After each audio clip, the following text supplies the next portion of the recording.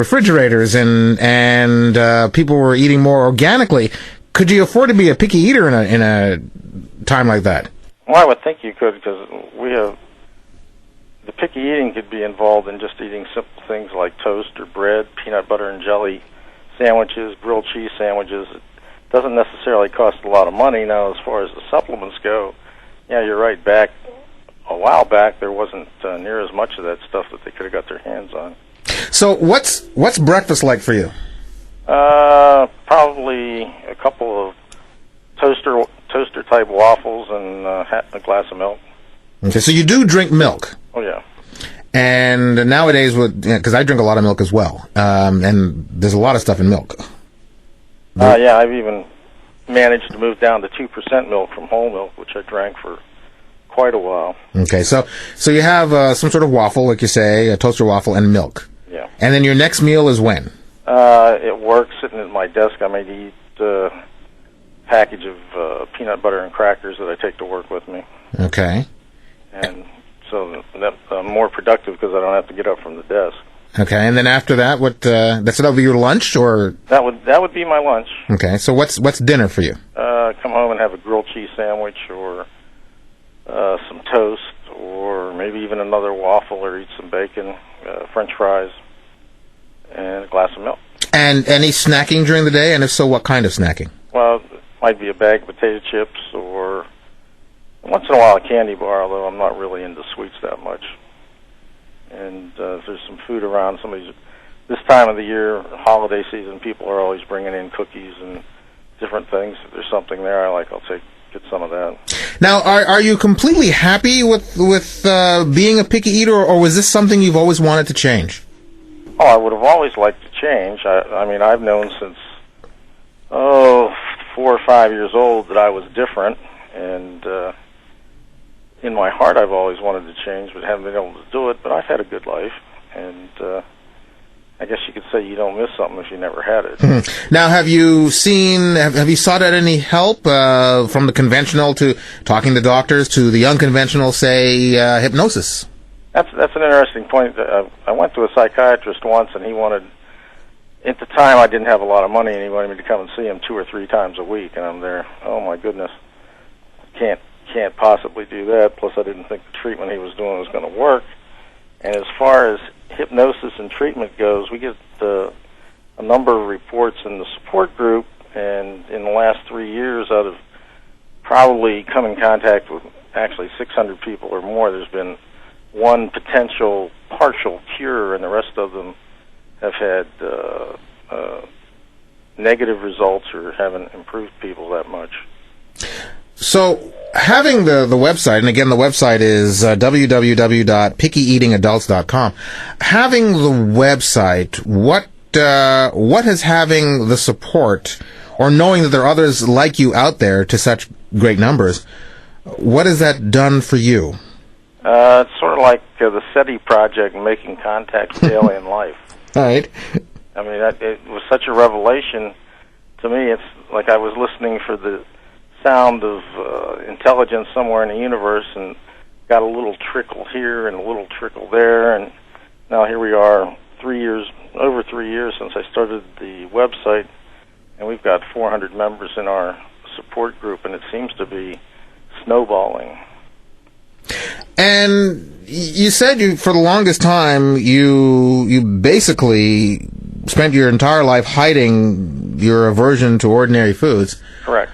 What made you finally say, that's it, I'm not hiding anymore? Well, when I was younger, I was in the U.S. Navy, and in the type of environment I was in, didn't think it was too good of an idea to let people know how I was. And later on in life, got out of the Navy.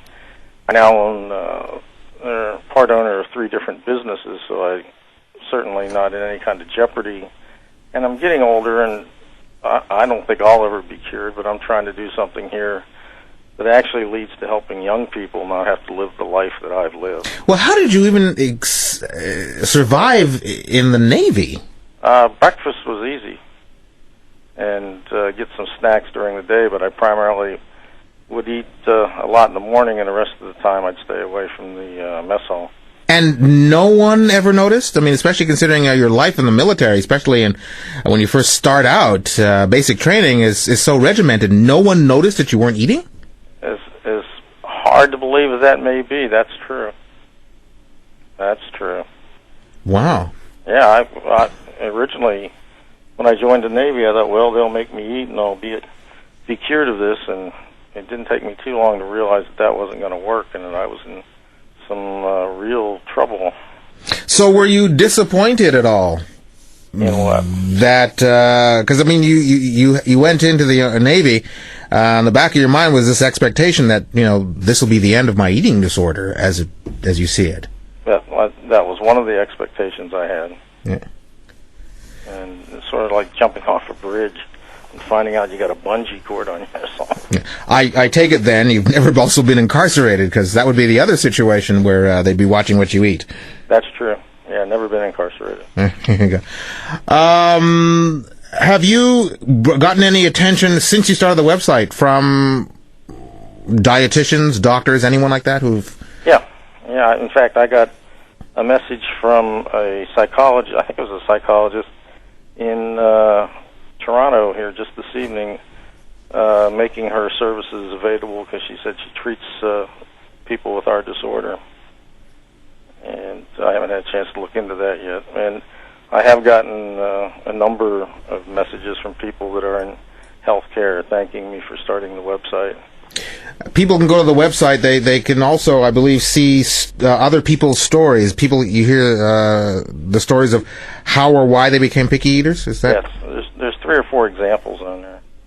And then if they join the Yahoo support group that we have that's attached to it, you can read hundreds of stories, and so many of them sound so similar.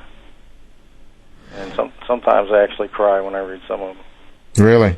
It just breaks my heart, particularly for the young.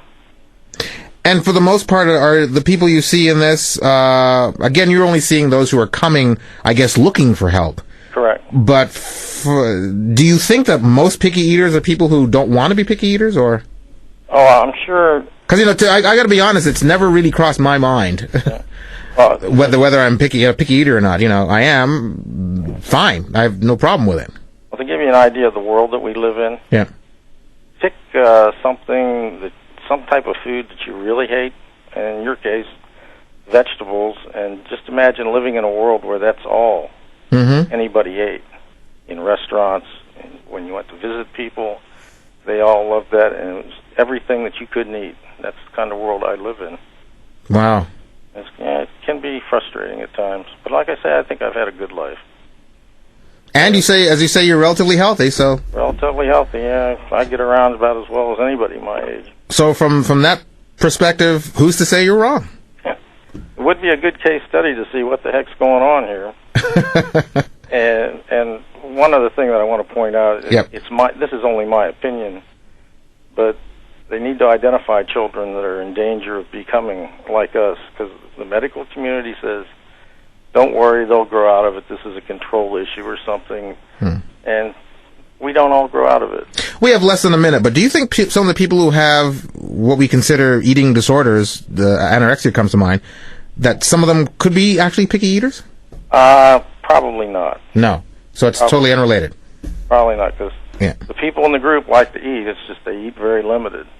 Okay. And in fact, one of the things, a number of them are looking for help because they're putting on too much weight. Right. The website is www.pickyeatingadults.com. That's www.pickyeatingadults.com. Bob, I thank you very, very much for taking the time to be on the program with us this evening. It was great talking to you, Peter. Call me anytime if you want to talk some more. Okay. News is next here on CJ.